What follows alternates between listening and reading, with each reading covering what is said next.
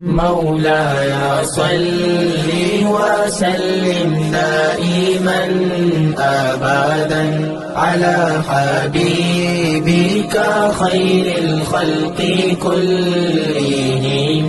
بسم الله الرحمن الرحيم. الحمد لله رب العالمين والعاقبة للمتقين والصلاة والسلام على سيد الأنبياء وخاتم المرسلين وعلى آلہ وأصحابہ اجمعین. اما بعد، الحمدللہ مرکز الطاہر جامعہ امینیہ رضویہ مظہر الاسلام مرکزی جامع مسجد سبحان اللہ غلام محمد آباد فیصلہ آباد میں حضرت قبلہ پیر طریقت رہبر شریعت پروفیسر ڈاکٹر محمد غلام غوث طاہری نقشبندی بخشی دامت برکاتہم القدسیہ کی کوششوں اور کاوشوں سے منعقد ہونے والی درس نظامی کی کلاس ترجمۃ القرآن میں آج ہمارا سبق سورہ آل عمران کی آیت نمبر 130 سے شروع ہوتا ہے. اللہ رب العزت ارشاد فرماتا ہے، یا ایھا الذین آمنوا لا تأکلوا الربا اضعافا مضاعفۃ، اے ایمان والو سود نہ کھاؤ دگنا چگنا کر کے، کئی گنا بڑھاتے ہوئے. زمانہ جاہلیت میں سود کا یہ رواج تھا کہ اگر کسی نے کسی سے قرض لیا، مثلا 10,000 روپیہ، اور قرض کی ادائیگی کی مدت قرار پائی 6 ماہ یا سال، اور اس پر سود رکھا گیا 3,000 روپے، اور جب مدت پوری ہو جاتی اور مقروض قرض ادا نہ کر سکتا تو پھر جو قرض خواہ ہوتا وہ مدت ادائیگی کو بڑھا دیتا، لیکن ساتھ سود بھی بڑھا دیتا. مثلا مدت پوری ہونے پر جب وہ رقم ادا نہ ہوئی تو اب اس کی اصل رقم قرار پاتی 13,000 روپیہ، اور آگے جتنا ٹائم وہ لیتا اس پر سود 10,000 کے حساب سے نہیں 13,000 کے حساب سے بڑھایا جاتا. ٹھیک ہے. اور جب وہ مدت آ جاتی اور ادائیگی نہ ہوتی تو پھر جو بڑھایا گیا ہوتا اس کو اصل رقم قرار دے کر اس پر مزید سود بڑھا دیا جاتا. یعنی 10 سے 13 ہوا، 13 سے 16 ہوا، 16 سے 19 ہوا، 19 سے 22 ہوا. اسی طرح رقم جو ہے وہ دگنی چگنی ہو جاتی، قرض لی ہوئی رقم سے کئی گنا زیادہ بڑھ جاتی، اور سود در سود اس میں بڑھتا رہتا. تو اس کو پھر اضعافا مضاعفۃ سے تعبیر کیا ہے کہ کئی گنا زیادہ بڑھا کر سود نہ لو. وہ ادائیگی ہوتے ہوتے ایسا بھی ہوتا کہ اصل رقم سے بھی کئی گنا زیادہ رقم بن جاتی سود کی. واتقوا اللہ لعلکم تفلحون، اور اللہ سے ڈرو تاکہ تم فلاح پا جاؤ. واتقوا النار التی اعدت للکافرین، اور ڈرو تم اس آگ سے جو تیار کی گئی ہے کافروں کے لیے. اب اس میں ایک تو یہ بات ہے کہ اعدت یہ ماضی کا صیغہ ہے، اور ماضی جو ہے فعل ماضی بتاتا ہے کہ گزرے ہوئے زمانے میں یہ کام واقع ہو چکا ہے. تو اس کا مطلب یہ ہوا کہ آگ یعنی دوزخ وہ اللہ تعالیٰ نے پیدا کرنی نہیں بلکہ کر دی جا چکی ہے، وہ اس وقت بھی مخلوق ہے. اعدت. دوسرا اس سے یہ پتہ چلا کہ دوزخ کی بنیادی طور پر تخلیق کافروں کے لیے ہوئی ہے. یہ وہ یعنی کہ مستقل ٹھکانہ کافروں کا ہے.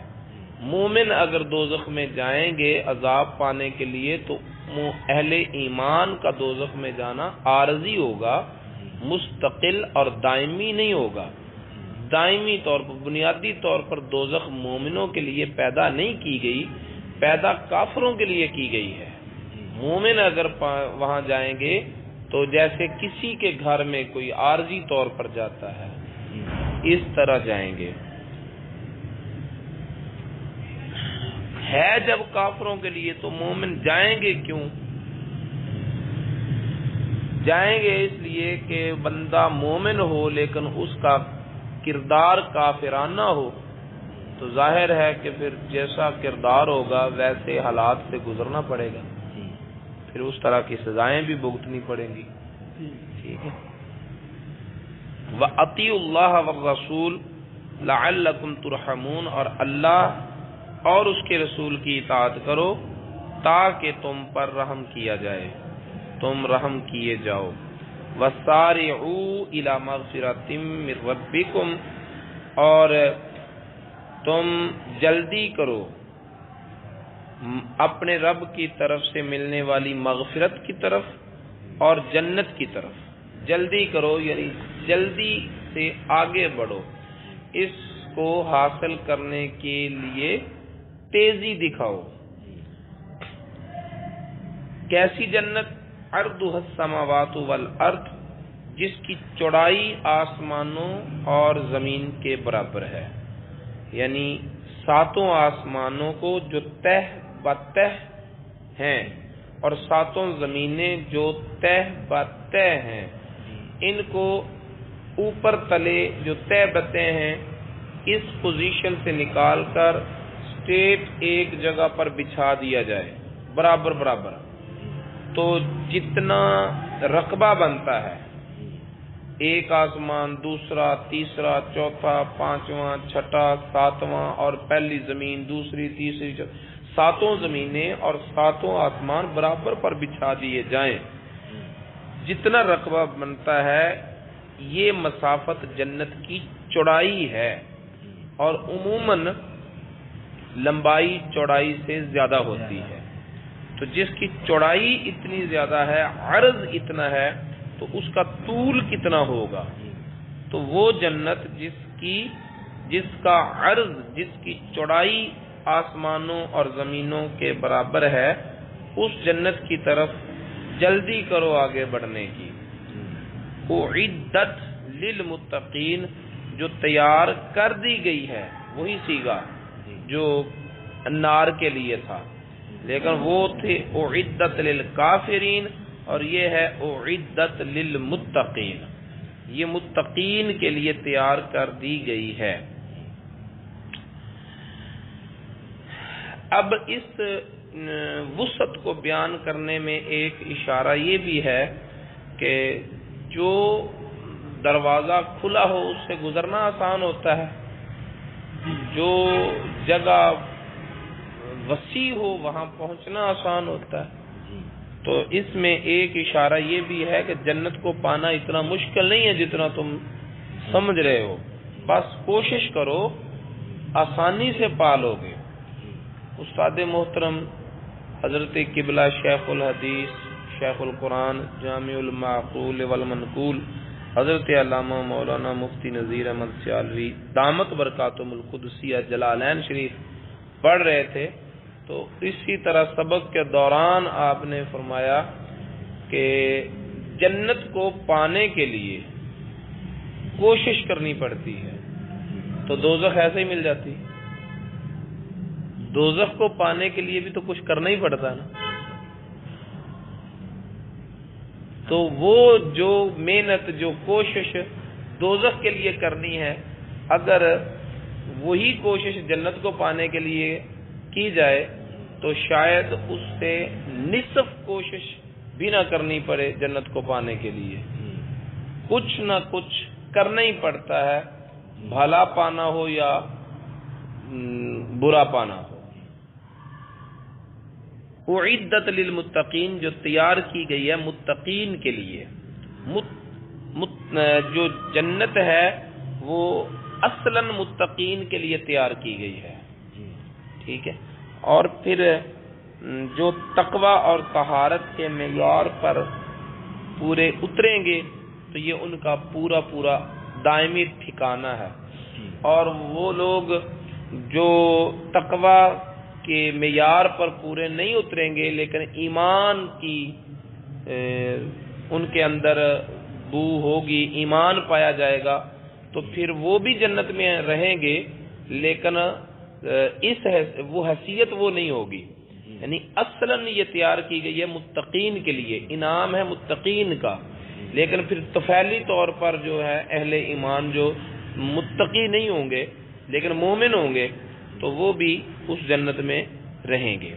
یا پھر یوں کہہ لیں کہ تقوی کی پہلی منزل ایمان ہے. ایک تقوی کی منزل جو ہے وہ ایمان ہے. پھر تقوی کی اگر مختلف منزلیں اور مرحلے اور مرتبے ہیں، اور تقوی کا ایک مرتبہ جو ہے وہ محض ایمان بھی ایک تقوی کا مرتبہ ہے.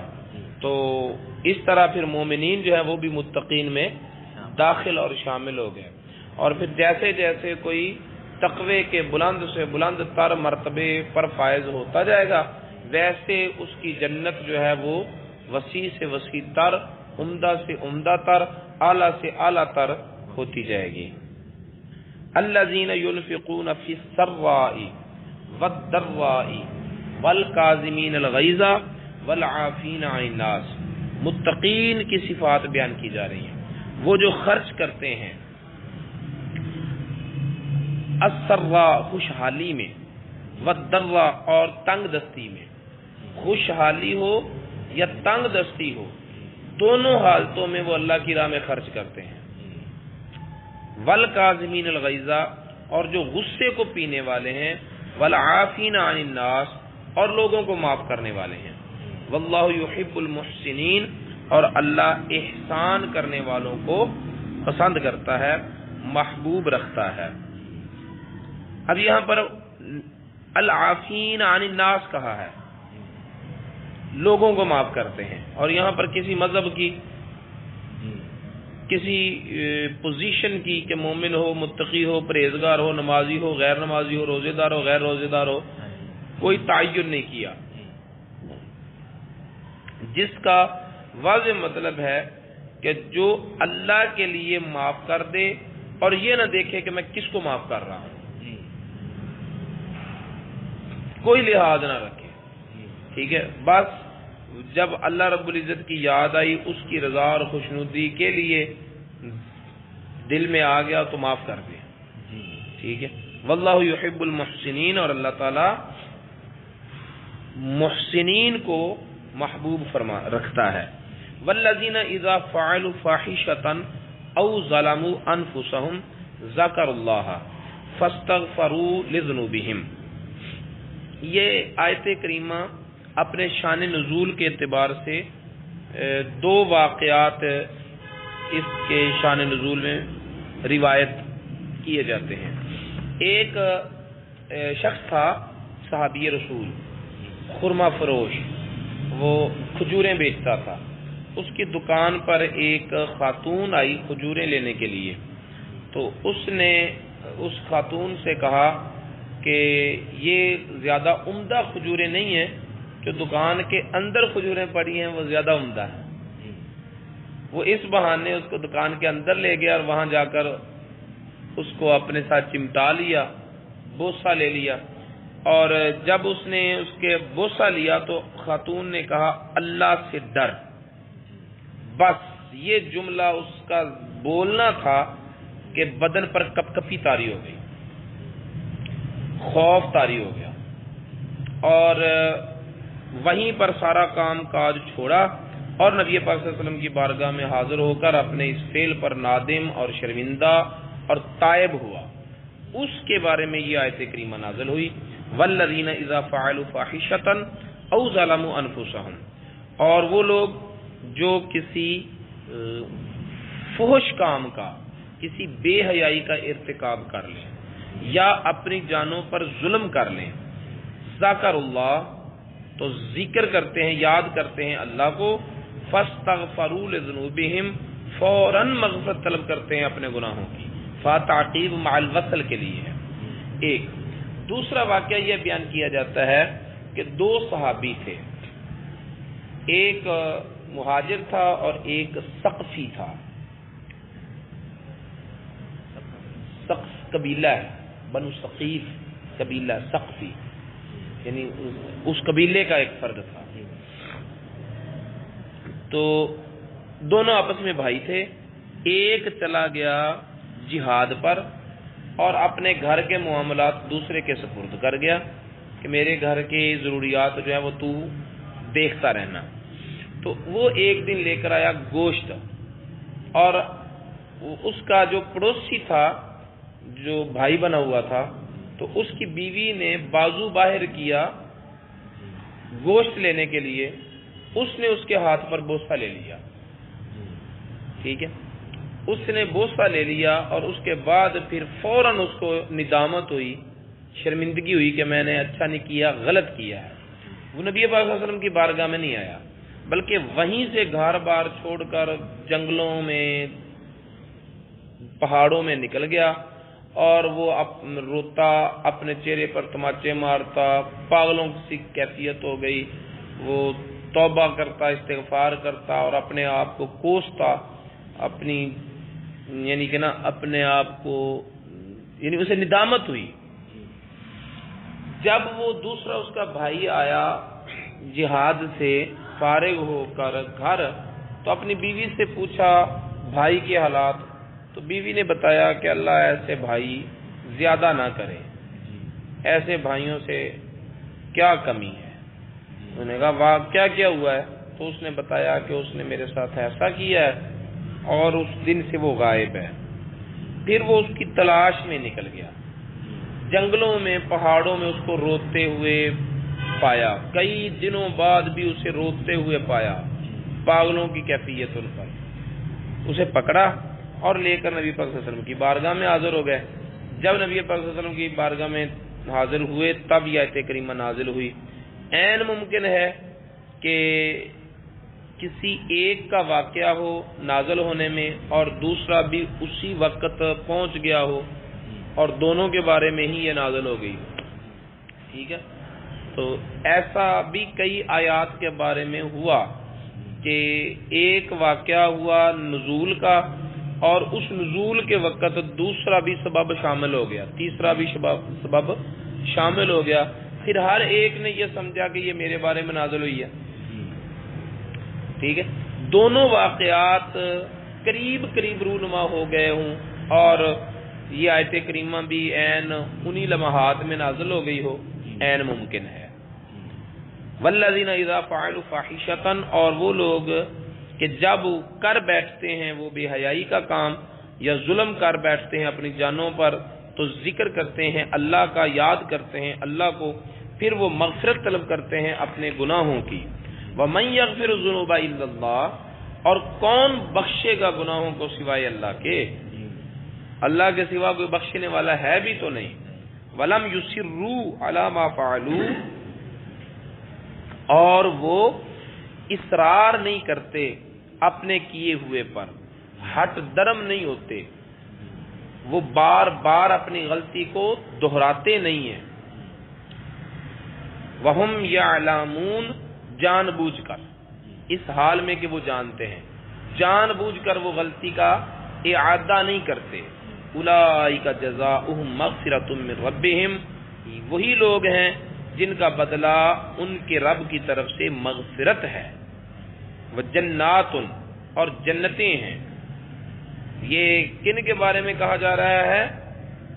اذا فعلوا فاحشۃ او ظلموا انفسهم، کس شرط کے ساتھ؟ کہ ذکر اللہ فاستغفروا لذنوبہم، گناہ کرنا برا نہیں ہے، گناہ سے تائب نہ ہونا برا ہے۔ گناہ کرنا برا نہیں، گناہ کرتے رہنا برا ہے، ٹھیک ہے۔ اگر غلطی ہو جائے تو فوراً بندہ توبہ کر لے اور اس گناہ پر اصرار نہ کرے، بار بار اس غلطی کا اعادہ نہ کرے، دہرائے نہ، شرمندہ ہو جائے، نادم ہو جائے، پکی سچی توبہ کر لے، تو پھر جزا ہے اور ان کے رب کی طرف سے مغفرت اور جنتیں تجری من تحتها الانہار خالدین فیہا، جن بہتی ہیں جن کے نیچے نہریں، ہمیشہ ہمیشہ رہیں گے وہ ان جنتوں میں۔ وَنِعْمَ أَجْرُ الْعَامِلِينَ، اور کتنا اچھا اجر ہے عمل کرنے والوں کا، کتنا اچھا اجر ہے عمل کرنے والوں کا۔ قَدْ خَلَتْ مِن قَبْلِكُمْ سُنَنٌ، تحقیق گزر گئی تم سے پہلے کئی سنتیں، طریقے، تم سے پہلے کئی طریقے گزر چکے ہیں، یعنی امتوں کے ساتھ مکافات عمل کے طور پر ان کے کیے ہوئے جرائم کی سزا دینے میں اللہ تعالیٰ کے کئی طریقے جو ہیں وہ گزر چکے ہیں۔ کسی کو ہواؤں سے سزا دی، کسی پر پتھروں کی بارش ہوئی، کسی کی بستی الٹا دی گئی، یعنی کسی پر پانی کا سیلاب آ گیا، اس صورت میں عذاب آیا۔ تو سیرو فی الارض، سیر کرو زمین کی، فانظروا کیف کان عاقبۃ المکذبین، تو دیکھو غور کرو کیا انجام ہوا جھٹلانے والوں کا۔ ھذا بیان للناس، یہ واضح بیان ہے لوگوں کے لیے اور ہدایت کا سامان ہے اور نصیحت ہے متقین کے لیے۔ ولا تہنوا ولا تحزنوا، اور تم بزدل نہ بنو، غمگین۔ اصل میں بات تو چل رہی ہے نا غزوہ احد کی، پیچھے سیاق و سباق میں تذکرہ تو چل رہا ہے نا، غزوہ احد کے حالات بیان ہو رہے ہیں، تو پھر پلٹ کر اسی بیان کی طرف آ گئے اور فرمایا کہ بزدل نہ بنو، غم نہ کرو۔ وَأَنْتُمُ الْأَعْلَوْنَ إِن كُنتُم مُؤْمِنِينَ، تم ہی اعلیٰ رہو گے، غالب رہو گے اگر تم مومن ہو۔ اگر مومن ہے، ایمان باقی ہے، تو غلبہ تمہارا ہی ہوگا۔ غم نہ کرو، بزدلی بھی نہ دکھاؤ۔ إِن يَمْسَسْكُمْ قَرْحٌ، اگر تمہیں تکلیف پہنچی ہے، فَقَدْ مَسَّ الْقَوْمَ قَرْحٌ مِثْلُهُ، تو ایسی ہی تکلیف اس قوم کو بھی پہنچ چکی ہے۔ ایسی ہی تکلیف اس دفعہ غزوہ احد میں اگر تمہیں سخت حالات کا سامنا ہوا تو اس سے پہلے بدر میں ان کو بھی اس سے زیادہ سختی یہ حالات کا سامنا کرنا پڑا۔ ان کے 70 مارے گئے سردار، 70 گرفتار ہو گئے، اتنی بری شکست ہوئی، اس کے باوجود وہ ہمت نہیں ہارے اور پھر وہ اٹھ کر تمہارے ساتھ لڑنے کے لیے آ گئے۔ تو تمہیں اگر کوئی تکلیف پہنچی ہے، تم ہمت کیوں ہارتے ہو اور تم آئندہ کے لیے بزدل کیوں بنتے ہو؟ یہ برانگیختہ کیا جا رہا ہے، حوصلہ افزائی کی جا رہی ہے، آئندہ کے لیے تیار کیا جا رہا ہے۔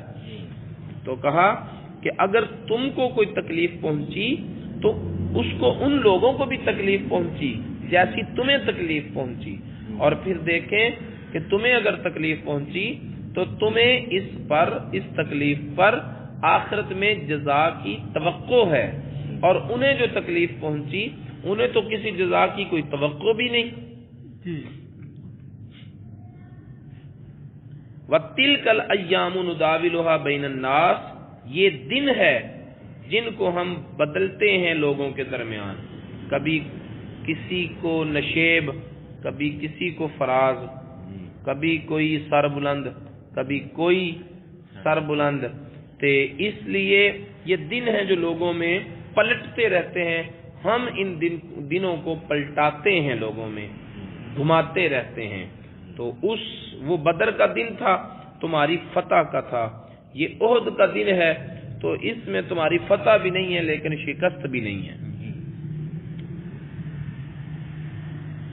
وَلِيَعْلَمَ اللَّهُ الَّذِينَ آمَنُوا، اور اس احد کے دن جو سختی تمہیں دکھائی گئی تو اس میں ایک مقصد یہ بھی ہے کہ اللہ تعالیٰ ظاہر کر دے ان لوگوں کو جو ایمان لائے، وَيَتَّخِذَ مِنْكُمْ شُهَدَاءَ، اور تم میں سے بعض کو شہید بنائے، یعنی شہادت کا مرتبہ دے، کسی کو شہادت کے مرتبے پر فائز کرے اور ایمان والوں کو ظاہر کرے۔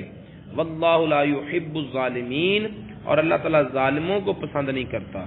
وَلِيُمَحِّصَ اللَّهُ الَّذِينَ آمَنُوا وَيَمْحَقَ الْكَافِرِينَ، اور تاکہ اللہ تعالیٰ نکھار دے ایمان والوں کو، ایمان والوں کو نکھار دے، یہ نکھر کر واضح ہو جائیں کہ صرف نصرت کی صورت میں ہی یہ چوری کھانے والے مجنو نہیں ہیں، بلکہ آزمائش کے موقع پر بھی ثابت قدم رہنے والے، خون دینے والے مجنو ہیں، یہ مخلص ہیں۔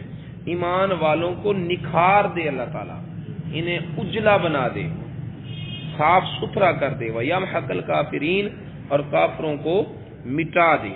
ام حسبتم ان تدخلوا الجنۃ ولما يعلم الله الذين جاهدوا منكم، کیا تم نے گمان کر لیا کہ تم داخل ہو جاؤ گے جنت میں، حالانکہ نہیں ظاہر کیا اللہ تعالیٰ نے ان لوگوں کو جو تم میں سے جہاد کرنے والے ہیں، جنہوں نے تم میں سے جہاد کیا ان کو ظاہر نہیں کیا، ان کی آزمائش نہیں کی، انہیں نمایاں نہیں کیا باقی لوگوں کے سامنے۔ اور یہ لوگ جو ہیں وہ کب نمایاں ہوں گے؟ یقیناً جب حالات سخت آئیں گے، آزمائش پر آزمائش آئے گی، تو آزمائش میں پتہ چلتا ہے کہ کون مخلص ہے اور کون دو نمبر ہے۔ ٹھیک ہے، تو کیا تمہارا خیال ہے کہ تم جنت میں داخل ہو جاؤ گے، حالانکہ اللہ تعالیٰ نے تم میں سے جنہوں نے جہاد کیا ان کو ظاہر نہیں کیا۔ وَيَعْلَمَ الصَّابِرِينَ، اور صبر کرنے والوں کو ظاہر نہیں کیا، یہ لمحہ پر داخل ہے۔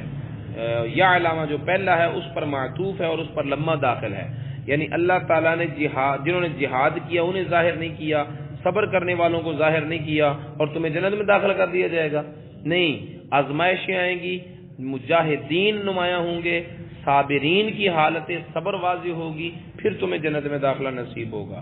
وَلَقَدْ كُنْتُمْ تَمَنَّوْنَ الْمَوْتَ مِنْ قَبْلِ أَنْ تَلْقَوْهُ، اور تم تو موت کی تمنا کرتے تھے موت سے ملاقات کرنے سے پہلے، یعنی جب بدر کے شہیدوں کا مقام سنا، بدر کے شہیدوں کا مرتبہ زبان رسالت سے سنا، تو جو یہ لوگ تھے، یہ صحابہ اکرام بعد میں ہونے والے، تو یہ تمنا کرتے تھے موت کی کہ اگر جنگ کا ماحول بنے تو جیسے ہمارے بدر کے شہید جو ہیں وہ مرتبہ شہادت پر پہنچ کر اتنے مراتب عالیہ پر فائز ہوئے ہیں، تو ہم بھی ان مراتب کو پائیں، ہم بھی مرتبہ شہادت کو پائیں۔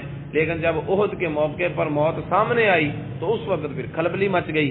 تو اللہ رب العزت اس کیفیت کو بیان کر رہا ہے کہ تم تو موت کی تمنا کرتے تھے اس سے پہلے جب کہ تم ملاقات کرو موت سے، تو یہاں موت سے مراد ہے جنگ، یعنی تم میدان جنگ کی تمنا کرتے تھے کہ ہمیں اگر اسلام کے لیے لڑنے کا موقع ملا تو ہم بھی خوب اپنی شجاعت دکھائیں گے اور اللہ کے لیے جانے دیں گے۔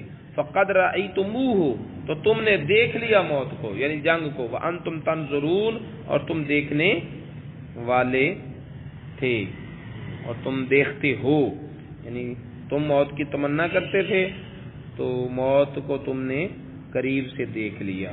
وَمَا مُحَمَّدٌ إِلَّا رَسُولٌ، غزوہ احد میں ایک یہ بھی پوزیشن بنی تھی نا کہ شیطان نے اعلان کر دیا کہ ماتا محمد، نعوذ باللہ من ذالک، محمد صلی اللہ علیہ وسلم شہید ہو گئے، اور یہ پورے میدان احد میں بات پھیل گئی۔ تو اس وقت پھر کوئی تو اتنی بے دردی سے لڑے کہ شہید ہو گئے، انہوں نے کہا کہ اگر محمد صلی اللہ علیہ وسلم نہیں رہے تو ہم نے بھی رہ کر کیا کرنا، اور کچھ لوگوں کے حوصلے پست ہو گئے اور وہ لڑ ہی نہ سکے، اور انہوں نے کہا کہ جب وہ نہیں رہے تو پھر ہم کس کے لیے لڑیں؟ جیسے کسی بھی قوم کا، کسی بھی فوج کا، کسی بھی لشکر کا سپہ سالار اگر مارا جائے تو باقی فوج جو ہے وہ ہتھیار پھینک دیتی ہے کہ اب ہم نے کس کے لیے لڑنا ہے۔ تو کچھ لوگوں کی یہ حالت ہوئی، کچھ بھاگنے لگے، کچھ جو ہیں وہ جان دینے لگے، مختلف صورتحال بن گئی۔ تو نبی اس صورتحال کے بعد پھر نبی پاک صلی اللہ علیہ وسلم جب ظاہر ہوئے، پتہ چلا کہ آپ شہید نہیں ہوئے، آپ حالت حیات میں ہیں، تو پھر سارے کے سارے صحابہ کرام آپ کے ارد گرد اکٹھے ہوئے اور پھر زور کا حملہ کیا، یہاں تک کہ کافروں کو دوبارہ بھاگنے پر مجبور کر دیا۔ تو اس صورتحال کو یہاں ذکر کر کے اللہ تعالیٰ ارشاد فرماتا ہے کہ نہیں ہے محمد مگر رسول، محمد صلی اللہ علیہ وسلم اللہ کے رسول ہیں، اللہ تو نہیں۔ قد خلت من قبلہ الرسل، ان سے پہلے بھی رسول گزرے۔ اللہ کا رسول ہونے کا مطلب یہ تو نہیں ہے کہ اسے اب موت نہیں آنی، موت تو آنی ہے، اللہ کے رسولوں کو بھی موت آنی ہے۔ افإن مات او قتل، تو کیا اگر وہ فوت ہو جائیں یا شہید کر دیے جائیں، انقلبتم علی اعقابکم، تو تم اپنے قدموں پر واپس چلے جاؤ گے۔ تم تب تک مومن ہو جب تک نبی پاک صلی اللہ علیہ وسلم زندہ ہے، جب وہ فوت ہو جائیں گے تو پھر تمہارا ایمان ختم ہو جائے گا، تمہارا ایمان صرف ان کی حال سے حیات ظاہری تک ہے۔ ٹھیک ہے، یہ بھی ایک پریکٹیکل تجربہ تھا جس سے اللہ تعالیٰ نے اس امت کو گزارا۔ ٹھیک ہے، اور اس پریکٹیکل تجربے کا پھر نتیجہ کیا نکلا کہ جب واقعہ نبی پاک صلی اللہ علیہ وسلم کا وصال ہوا تو پھر وہ کیفیت نہ بنی جو احد کے میدان میں بنی تھی، یعنی اس سے پہلے یہ ذہنی تربیت ہو چکی تھی اور ذہنوں میں یہ بٹھا دیا جا چکا تھا کہ محمد صلی اللہ علیہ وسلم نے فوت ہونا ہے اور ان کے وفات پانے پر تم نے ان کے مشن کو زندہ رکھنا ہے، پچھلے قدموں پلٹنا نہیں، بلکہ ان ثابت قدم رہ کر ان کے مشن کو آگے لے کر چلنا ہے۔